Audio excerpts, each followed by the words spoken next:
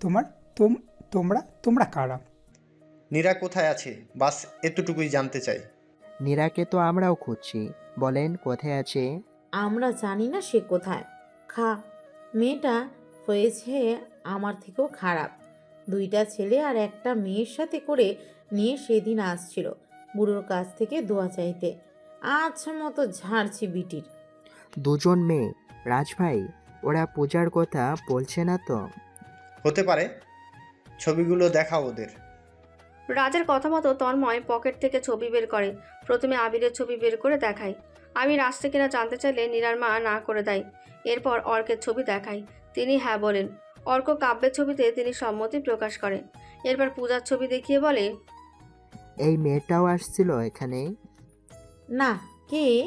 এই মেয়েকে কখনো ওদের সাথে দেখিনি, তবে আরেকটা মেয়ে ছিল। কে বা কারা আসছে? ওদের সামনে এত কিছু বলছো কেন? আপনারা কে? এই বুড়ো, চুপচাপ বসে থাক, না হলে তোর নীরাকে মেরে ফেলবো বলে দিলাম। আর কে আসছিল আন্টি? ছিল একটা মেয়ে, ওদের থেকে একটু বয়সে বেশি, তবে অর্কের সাথে ছিল। আন্টির কথা শুনে রাজ তন্ময়ের থেকে ছবিগুলো নেয়। সেখান থেকে রীতির ছবি নীরার মায়ের দিকে বাড়িয়ে দেয়। নীরার মা বলে, হ্যাঁ, এটাই সেই মেয়ে। কিন্তু কি হয়েছে, তোমাদের হয়ে খুঁজছো কেন? নীরা কোথায়? ডাইনিটা নেই, ভালো হয়েছে। রাজ আর তন্ময় বের হয়ে আসে। তন্ময় রেগে হাত পা নাড়াতে থাকে। রাজ বলে, অর্করা কোথায় আছে তা তোমার বাড়ির মানুষেরা জানে। রীতি এটা করবে আমি ভাবতেই পারছি না। মেশিনটা কোথায়? রীতিকে যে আমি ওপেন গুলি করে মারবো। মারবে, তবে এখন না। রীতি জানে ওরা এখন কোথায় আছে, যেহেতু রীতি অর্কের সাথে ছিল। অর্কের খোঁজ রীতির থেকে বেশি কেউ জানে না। রীতি আর অর্কের ভেতরে পূজা আর আবিরের মতোই সম্পর্ক থাকতে পারে। রীতিকে? থামো থামো, একটা মাইন্ড গেম খেলতে হবে। যা বলেছি সেভাবেই করো। চলো, যেতে যেতে বলছি। রাজ আর তন্ময় গাড়িতে উঠল। রাজ সবকিছু তন্ময়কে বুঝিয়ে দিতে থাকে কি কি করতে হবে। তন্ময় এখন সেগুলোই করবে। প্রজিত সাহেব আর পুলিশেরা মিলে শহরের বাইরে ছড়িয়ে পড়েছে। প্রজিত, অনিক আর কিছু পুলিশ সহ শহরের বাইরে অনেক দূরে চলে এসেছে। 100 কিলোমিটারের ভেতরে কোনো ঘরবাড়ি ছিল না। হঠাৎ ওরা একটা ছোট্ট গ্রাম আর একটি মসজিদ দেখতে পায়। প্রজিত সাহেব গাড়ি থামাতে বলে, এখানেই থাকো সবাই। পুজো যদি এদিকে আসে তাহলে প্রথমবারই গ্রামে আসতে পারবো। শিওর হওয়ার জন্য আমাদের এই গরমের সব যুবকদের সাথে যেতে হচ্ছে। যদি শহরে কোথাও বাদ রাখতে চাই। কিন্তু এখানে ওরা কেন আসবে? বুঝতে কোনো সমস্যা?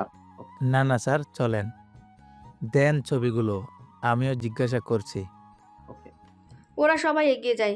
গ্রামে ঢুকতেই একটা মসজিদ পড়ে। মসজিদে তখন নামাজ পড়তে ঢুকেছে অনেকেই। পুলিশ রাস্তা থেকে সবাই তাকাতে থাকে। পুলিশ এসে ছবিগুলো বের করে দেখাতে থাকে, কিন্তু কেউ কিছু বলতে পারে না। মসজিদের ইমাম সাহেব তখন তার ঘর থেকে বের হয়। পুলিশ আসাতে তিনিও সেদিকে তাকালো।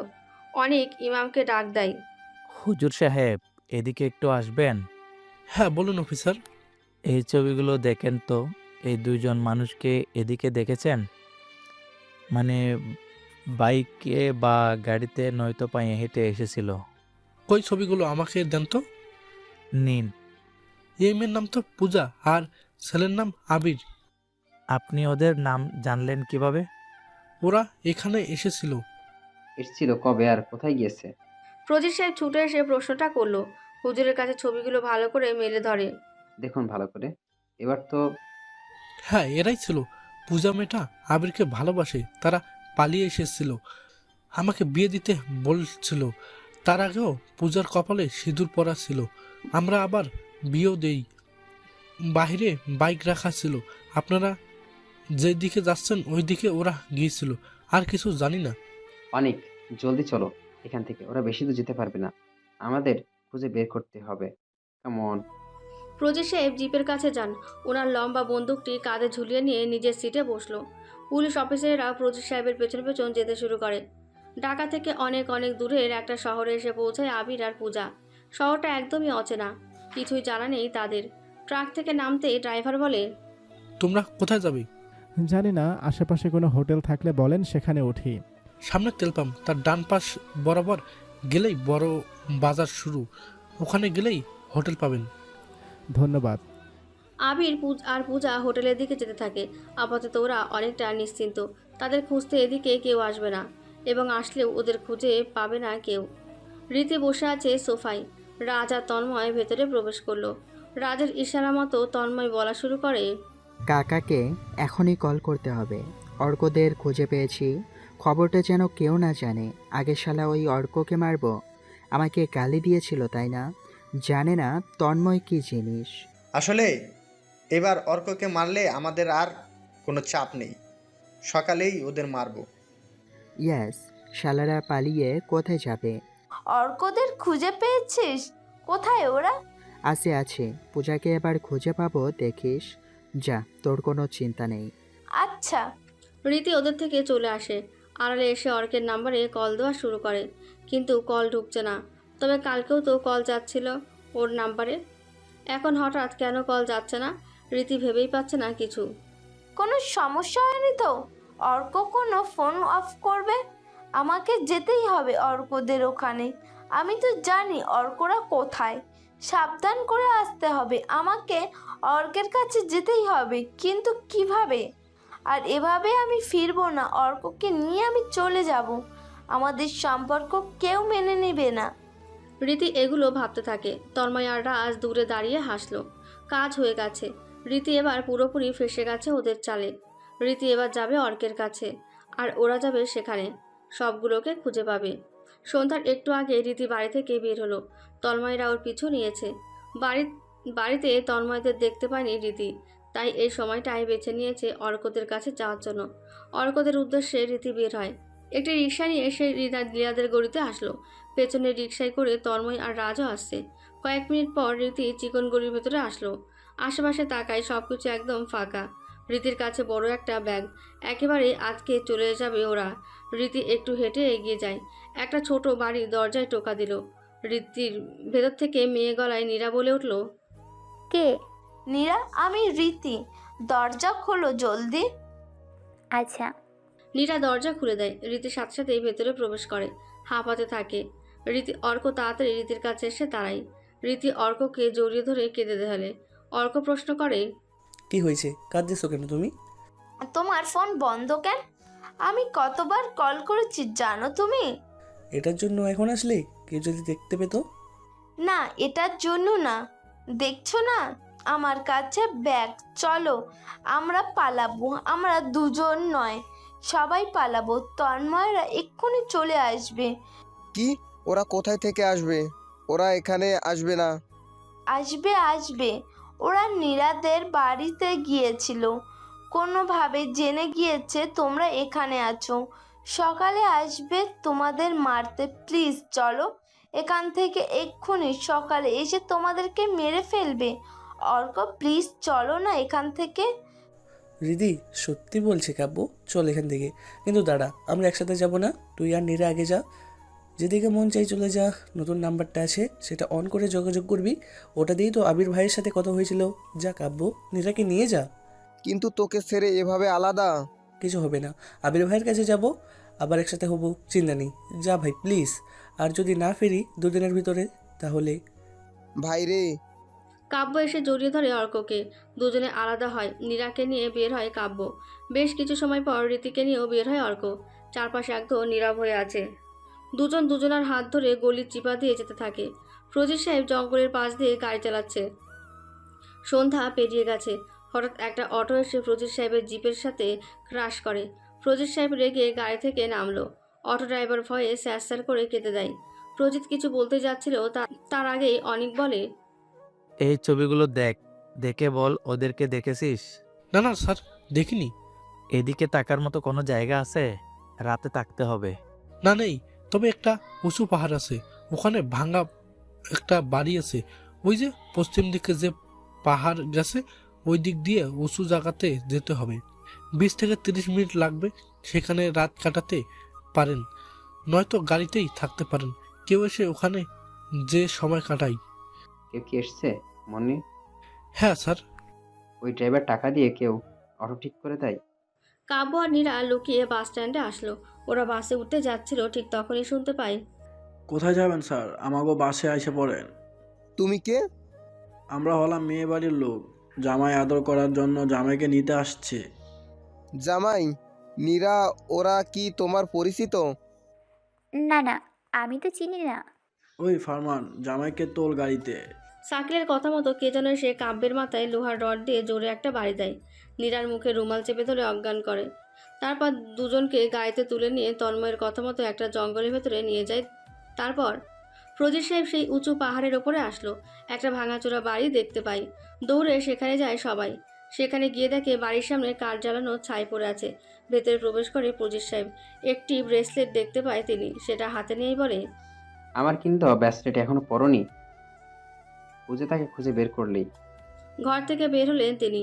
বাইরে এসে চারপাশে তাকায়। কেউ বুঝতেও পারবে না এখানে কেউ এসে থাকতে পারে। চারপাশে পাহাড় ছাড়া আর কিছু দেখা যায় না। ফজর সাহেব বলে, অনেক এখান থেকে পরের শহরে পৌঁছাতে কতক্ষণ লাগবে? আমি তো শিওর পূজারা ওই শহরে আছে। বারণ এখান থেকে রাস্তা একটাই। আমার ঢাকা শহর বারবার বাম পাশ দিয়ে শহর, ডান পাশ থেকে আমরা আসছি। বেশি দূরে না, তবে পৌঁছাতে 3-4 ঘন্টা লেগে যাবে। দিনে আলোয় ফোটার আগেই পৌঁছাতে হবে আমার ওই শহরে। Let's go. ফজর সাহেবের কথা মতো সবাই ওনার পেছন পেছন যেতে থাকে। ফজর সাহেবের মনে কেবল পূজার কথাই ঘুরপাক খাচ্ছে। ছোট বস্তির ভেতর দিয়ে অর্করা অনেকটা পথ হেঁটে এসেছে। চারপাশ এখন অনেক নীরব। রাতটাও গভীর হয়েছে। রীতি অর্কের হাত ধরে আছে। দুজনে মুখ ঢেকে যাচ্ছে। হঠাৎ একজন বলে উঠল, রীতি, আমি কি এগিয়ে দিয়ে আসবো? ওরা দুজন থেমে যায়। রীতি চমকে পেছনে ঘুরে তাকালো। তন্ময় দাঁড়িয়ে আছে। রীতি তন্ময়কে দেখে লাফ দিয়ে ওঠে। ভয়ে গা যেন শিউরে উঠল। অর্কের হাতটা শক্ত করে ধরল রীতি। ভয়ে মুখ দিয়ে যেন কথা বের হচ্ছে না। অর্ক বলল, তন্ময়, আমাদেরকে যেতে দে, তোর সাথে কোনো ঝামেলা করতে চাই না। আহা, হিরো আমারে হুমকি দেয়। আমি তো কিছু বলিনি, হেল্প করতে আসলাম। তুই এমন করিস কেন? তন্ময়, আমি তোমাদের পরিবারের কেউ না। আমাদের ভালোবাসা তোদের কিছুতেই আসে যাবে না, যেতে দে। তুই পূজার বেস্ট ফ্রেন্ড। আমাদের পরিবারের সাথে তুই মিশে আছিস। আমরা যা খাই তুই সেটাই খাস। আমরাই তোকে কাপড় কিনে দেই, যা পূজাকে দিতাম। বড় কথা, তুই মুসলিম ছেলের সাথে পালিয়ে যাচ্ছিস। এটা তো তন্ময় হতে দেবে না। আমি বেঁচে থাকতে হিন্দু মুসলিম প্রেম কখনো পূর্ণতা পাবে না। তাহলে তোকে আমি... অর্ক পুরো কথা শেষ করতে পারে না। পেছন থেকে কে যেন ওর মাথায় জোরে আঘাত করে। অর্ক ছিটকে গিয়ে পড়ে দূরে। রীতি দৌড়ে অর্কের কাছে যায়। অর্ককে সোজা করে ধরে। যে অর্ককে মারে সে হলো রাজ। রীতি চিৎকার করে কাঁদতে থাকে। তন্ময়, প্লিজ অর্ককে মারিস না। আমরা তো তোদের কোনো ক্ষতি করিনি। আমাদের যেতে দে। আমরা অনেক দূরে চলে যাব, কখনো কাউকে কিচ্ছু বলবো না। প্লিজ আমাদের যেতে দে। তন্ময়, সবগুলোকে গাড়িতে তুলো। অর্ক কোমর থেকে পিস্তল বের করে, কিন্তু তন্ময় এসে হাতে একটা লাঠি দেয়। তন্ময়ের পিস্তল দূরে গিয়ে পড়ে। রীতি কাঁদতে থাকে আরও। রাজ এসে রীতির গালে কয়েকটা চড় লাগিয়ে দেয়। রীতি চড়কে অর্কের বুকের ওপর গিয়ে পড়ে। অর্ককে কয়েকজন মিলে লাথি মারতে থাকে। রীতিকে টেনে নিয়ে যায় তন্ময়। রীতি বারবার অর্ককে ছেড়ে দেওয়ার কথা বলে অনুরোধ করে কাঁদতে থাকে। অর্ক প্রায় আধমরা অবস্থায় পড়ে থাকে। তন্ময় রাজের কাছে পিস্তল ছুড়ে দেয়। রাজ পিস্তলটি ক্যাচ করে নিয়ে হাতের মধ্যে রাখলো। তন্ময় এগিয়ে আসে অর্কের কাছে। অর্কের হাটের ওপর ছুরি রেখে বলে, আবির কোথায় আছে বল? দেখ, আমি কিন্তু সবটা জানি। কাব্য আর নীরা আমার কাছে আছে। নতুন নাম্বার থেকে আবিরের সাথে যোগাযোগ করিস, সব কিছু জানি। তাই বল, আবির কোথায়? আমি মরে গেলেও সেটা বলবো না। কিন্তু তোকে তো এখন মারবো না, রাজদা। তন্ময় রাজের নাম ধরে ডাকতেই রাজ তার হাতে থাকা পিস্তলটি রীতির মাথার কাছে ধরল। অর্কের মাথা উঁচু করে তন্ময় দেখালো সেদিকে। রীতিকে মারতে আমার হাতও কাঁপবে না। রীতি তোর জন্য বেঁচে থাকবে।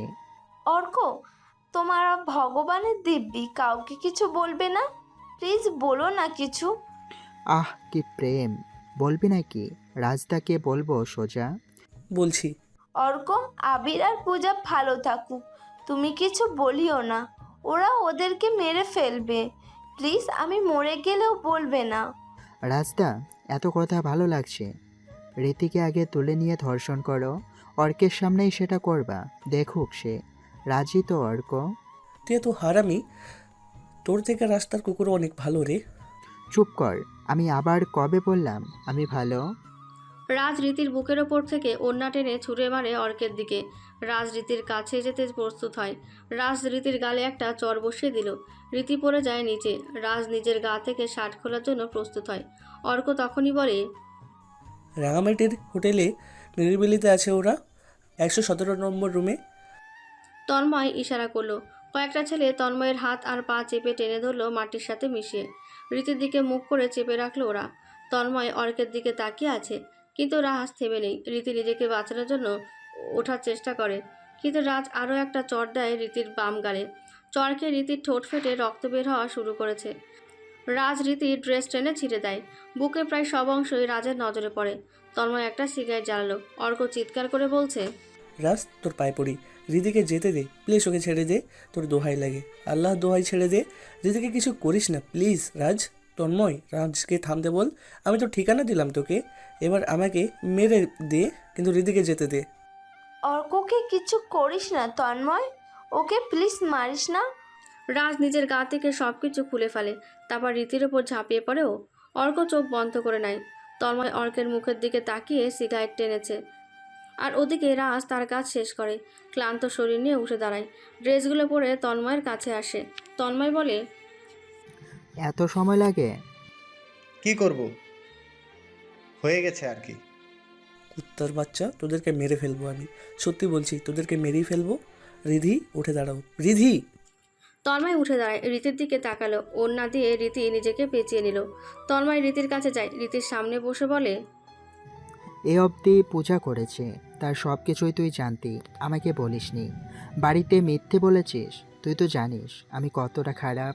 অর্ককে ছেড়ে দে তন্ময়, ওকে মারিস না, যা করার আমার সাথে করিস, ভগবানের দোহাই ছেড়ে দে। ড্রামা ভালো লাগছে না তন্ময়, চলো। রাজের কথা শুনে তন্ময় উঠে দাঁড়ায়। অর্ককে সোজা করে ধরে বসালো। তন্ময় তার কোমর থেকে পিস্তল বের করে।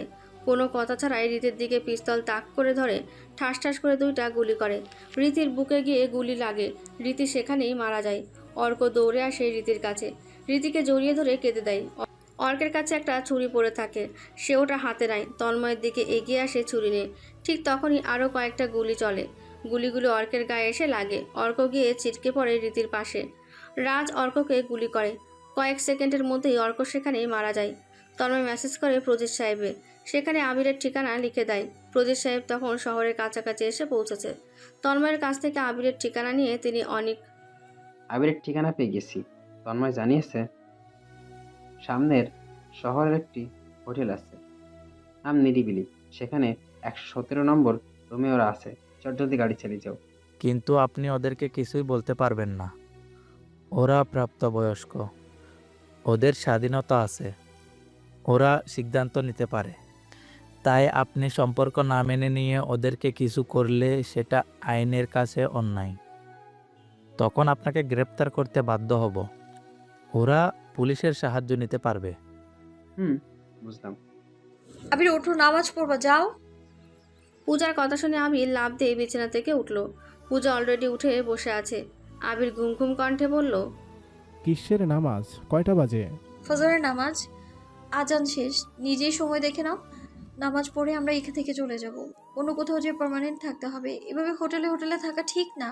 আচ্ছা ঠিক আছে। জলদি অজু করে এসো।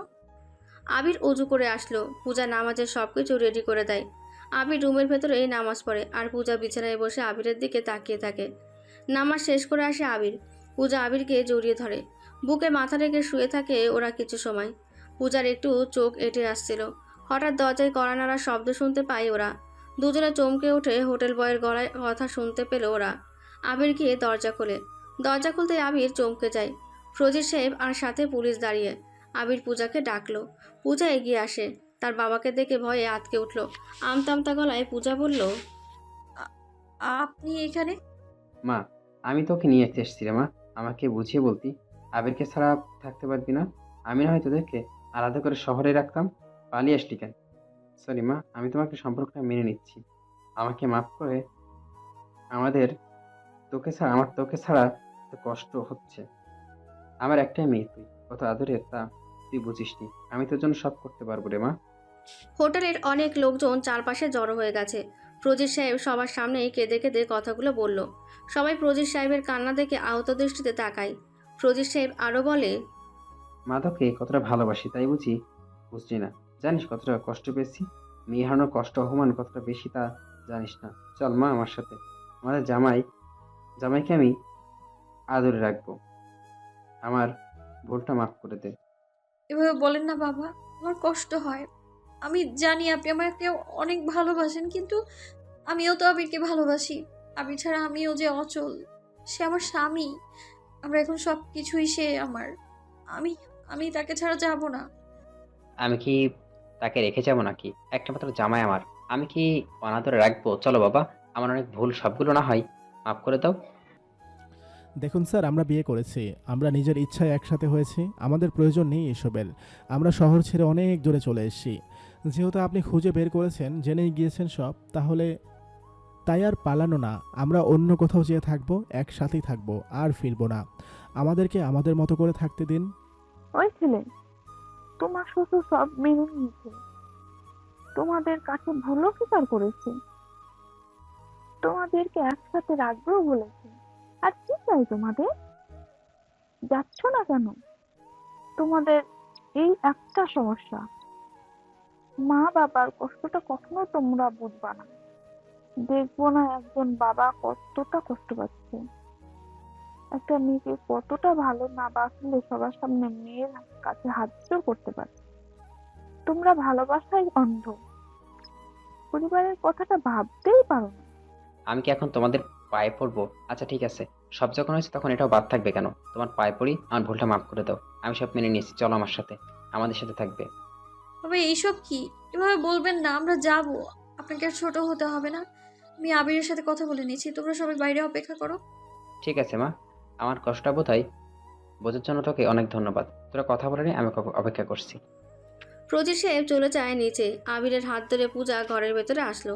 আবিরকে জড়িয়ে ধরে বলে, আবির, আমার বাবার ভয়ে এত দূর চলে এসেছি। আমি নিজেই ভাবিনি বাবা এইভাবে খুঁজে পাবে আর এভাবে মেনে নেবে।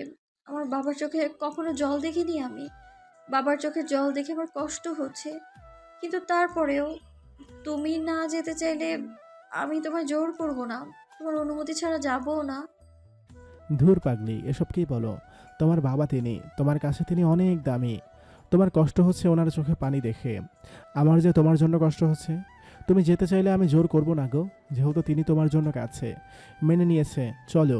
কিন্তু কেন জানি না আমার খুব ভয় করছে পূজা। উনি মেনে নিয়েছে তো? হ্যাঁ নিয়েছে, চলো, আর কোনো ভয় নেই। এত ভাবতে হবে না, আমি আছি তো, সব ঠিক হয়ে যাবে। ঠিক আছে, অর্কদের ফোন করি, দেখি ওদের সাথে কথা বলে। পরে বলো, সরাসরি যে ওদের সাথে দেখা করব। চলো এখন যাই। আবির আর পূজা সবকিছু গুছিয়ে নিচে আসলো। প্রজিত সাহেব ওনাদের দেখে দৌড়ে আসে। পূজাকে এসে জড়িয়ে ধরে কেঁদে দেয়। আবিরকেও জড়িয়ে নেয়। মানুষগুলো প্রজিত সাহেবের কষ্টে কেঁদে ফেলেছে। সেই মহিলাটি এসে বলে, তোমার বাবা কতখানি যে তোমাকে ভালোবাসে তা বুঝলে না, সেই থেকে তোমার গল্প করলে। এমন বাবাকে ছেড়ে আসতে নেই, যাও, তোমরা সুখী থাকবে। Okay sir. আবির সাহেব, কোনো সমস্যা হলে বলতে পারেন। আপনার সিদ্ধান্ত বদলাতে পারেন। পুলিশ প্রোটেক্ট থাকবে, কারণ আপনারা বড়। সিদ্ধান্ত আপনারা নিতে পারবেন। জি অফিসার, আমাদের কোনো সমস্যা নেই, আমরা বাবার সাথে যেতে পারবো। আপনি যান। ঠিক আছে, গুড লাক। অনেকেরা চলে যায়। প্রজিত সাহেব ওদেরকে নিয়ে ঢাকাতে ফিরতে থাকে। তন্ময় আর রাজ বসে আছে জঙ্গলের পাশে। কাব্য আর নীরাকে গাড়ির ভেতরে রেখে দিয়েছে কালকে রাত থেকে। দূর থেকে একটা জিপ গাড়ি আসছে। জিপটা প্রজিত সাহেবের। উনি নিজেই গাড়ি ড্রাইভ করছে। আবির আর পূজা ঘুমাচ্ছিল একে অপরকে জড়িয়ে ধরে। হঠাৎ গাড়িটা এসে ব্রেক করে তন্ময়দের সামনে। তন্ময় আর রাজ উঠে দাঁড়ায়। গাড়ি ব্রেক হওয়াতে পূজা আর আবির লাফ দিয়ে ঘুম থেকে উঠল। সামনে তাকিয়ে দেখে রাজ আর তন্ময় দাঁড়িয়ে আছে। আবিরের মনের ভেতরটা কেমন খচ করে ওঠে, কিন্তু পরক্ষণে প্রজিত সাহেব জোরে জোরে বলে, তন্ময়, একদমই শান্ত হয়ে যা। আমি আমার মেয়েকে মেনে নিয়েছি। আমি কোনো প্রকার ঝামেলা চাই না। বাগান বাড়িতে চেয়ে ওদের সব কিছু বুঝিয়ে দেবো। ও থাকবে কই, কিভাবে থাকবে প্লিজ? আমি আর আমার মেয়েকে কষ্ট দেখতে পারছি না। কি বলেন কাকাবাবু? আপনি এটা ঠিক বলছেন না। কি হয়েছে আপনার? এভাবে কথা বলছেন কেন? কিভাবে কথা বলছিস বুঝিস না তোরা? আমি বললাম আমি আর আবির আর পূজার ভালোবাসাটাকে মেনে নিয়েছি। আমি কেন কোনো প্রকার কিছু ঝামেলা খুব চাই না, এসব অনেক হয়েছে।